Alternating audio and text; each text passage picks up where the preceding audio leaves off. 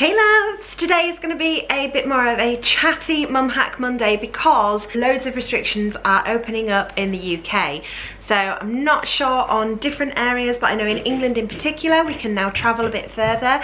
We can now do overnight stays, and things like pubs and hotels have now reopened, which is awesome.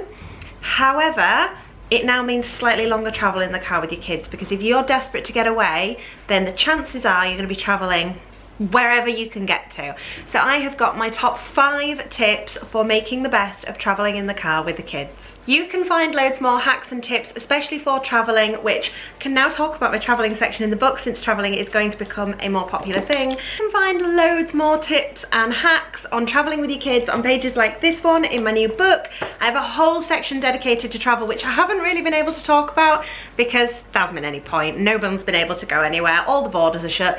So now that we can get in the car a bit more, there is a section on traveling in the car with your kids, and I'm going to pull some of my best hacks from there so that you can travel without the complaint. My kids have done vast amounts of traveling in the car. We've traveled up and down the country multiple times. We've been from Yorkshire to Cornwall in the car with the kids, down to Devon in the car with the kids, and we've also actually driven to the middle of France before with the kids. So they are well and truly used to driving around, and they're really good travellers now, but it took us a bit of a time to get into a rhythm, especially with car travel. With flight travel, it's usually that bit quicker. Everything's new, everything's different, whereas the chances are your kids will be in the car most days, so it's a bit of a boring space to them.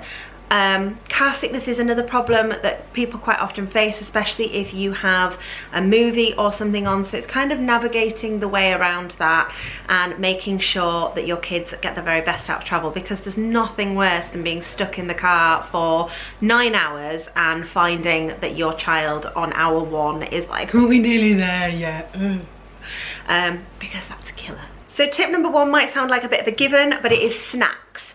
Make sure you load up your car before you travel anywhere for any significant amount of time with some snacks.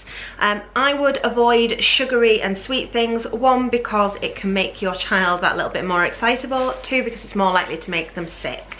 Things like packets of crisps or fruit, things that don't necessarily need to stay cold either, are all great ideas. Rice cakes are another really good one. Nutri-Grain bars and similar brands to that, great idea. Anything where you might need to keep it in a cool box. If you've got a cool box, great, but if you've not, then I would probably just avoid it. Sugary drinks are another no. I tend to just keep water in the car, but I make sure that I load the car up with plenty of water before we go anywhere, and then we're not having to stop and start and stop and start. And if they do need a wee, I also tend to keep a plastic bottle free for the boys so that they can wee without us having to pull over on the motorway. Obviously that doesn't work as well for girls, but if you are 10 miles from a service station and your child suddenly announces, I need a wee, it's ideal to have something there and ready. And I'm really uncomfortable with pulling over at the side of a motorway. It's always something that's made me really anxious, so if I can avoid it, I do. Tip number 2, entertainment is a must. We always take our tablets everywhere with us, but if your child suffers with travel sickness, then that is definitely not the best one. Looking down in particular when you're traveling can often cause sickness. It's something to do with the balance between your ears and your eyes. I don't know, I'm not a doctor, but I do know that tablets, phones, DVD players, all of that kind of thing can exacerbate the problem with travel sickness. So things like magazines, audio books, they're a great one because you can plug it straight into the radio. The kids listen to it as they go along. It can often lull them to sleep. Colouring books, magazines that have got little toys with them. I also have a little bag in my car that is filled with just small toys, things like your McDonald's Tat toys, I call them Tat toys. Things that have come out of Kinder eggs, things that have maybe not got a purpose at home anymore that you would have otherwise got rid of. Pop them in a little bag in your car and just use them for long journeys, break out a couple of them. Kids are really imaginative, and even when they are that little bit older, if they are really, really bored, they will find something to do with those toys. If you do take the tablet along with you, or you take a DVD player or something, make sure it's fully charged and you have chargers in the car with you. I always take some charging wires, and then the kids can just plug them in, and we have no risk of them running out, because there is nothing more annoying than them being halfway through a movie and everything cuts out. So I also take battery packs for Ruben, who sits in the back. If he can't plug into anything in the car, then there's no point in him just sat there waiting for his iPad to charge up a bit. He has his own battery pack and then it just keeps it going. Tip number 3, if you are doing an especially long journey like the one that we did down to Cornwall, then I would recommend planning stops depending on the age of your child. What we did was we drove partway down and we stopped at Woburn Safari, spent the night in a travel lodge and then carried on down the next day. So we broke up the journey a bit. When we were going to France, we had a stop over in, I want to say we stopped over the night before we got on the ferry, and then we just drove on down from there. So it was about 6 hours driving, 6 hours driving. So still an awful lot, but we also planned out along the motorway exactly where we were going to stop for things like lunch and where we were going to stop for pee breaks. So we'd had a really good plan all the way down. But if you can, stopping halfway down and maybe doing something for the day, taking the night, is a brilliant way to break up the day, add a bit of extra fun. If you don't have the time or you don't want to spend the extra money, then you can just stop off somewhere, maybe have a walk around the town, stretch your legs for a couple of hours, and then carry on driving until you get to your destination. Easy peasy. Tip number 4, car seat trays are the bee's knees, especially if you have younger children. They can be really useful when you're in a forward-facing car seat. Nothing that straps across tightly, so if there was the event of an accident, it could just be easily removed. It just sits gently across the top of their lap. They have certain ones, I mean, you can get hundreds of different brands on Amazon. I like Lenbest. You can then store pens in it for colouring. You've got a place to do your colouring.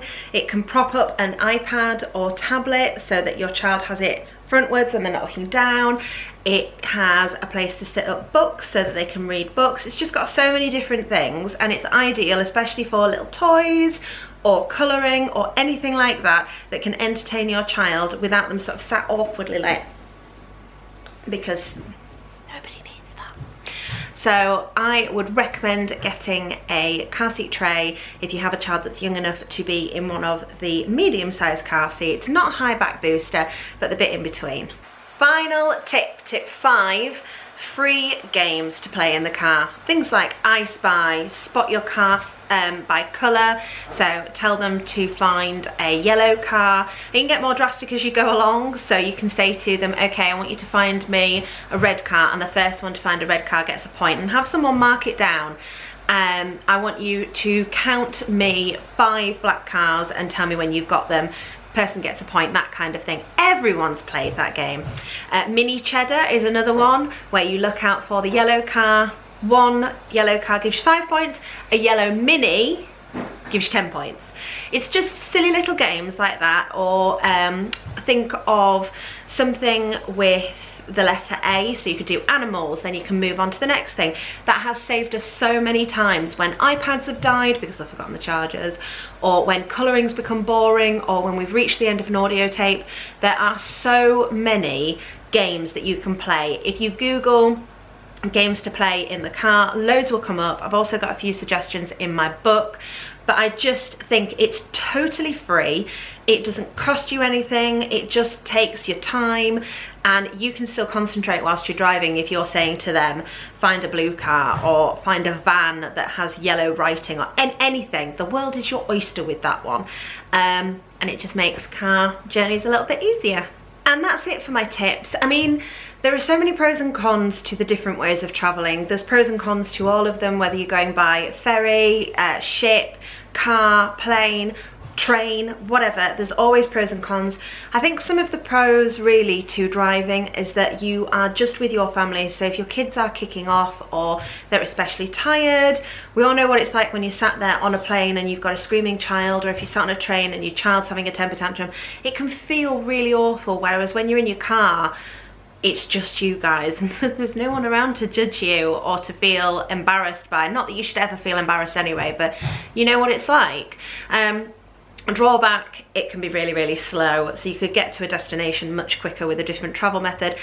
But on the flip side of that one, you see so many more things when you drive. When we drove to France, we had so much fun looking at different things. There were so many different things to see. There were pit stops everywhere, and it was just a totally different experience. So what I would say is don't be discouraged from driving places with your kids, especially if you're thinking of driving the country, or if you're planning on driving, if you're in England, driving into Wales, driving up to Scotland. Don't be put off by the fact that driving can be really difficult with your kids, or your kids can be an absolute nightmare on a half-an-hour drive. But there are things that you can do that can make it easier for everyone and make it more fun for them, and there are loads and loads of bonuses to doing it. So give it a go and comment below your experiences driving with your kids. See you next week.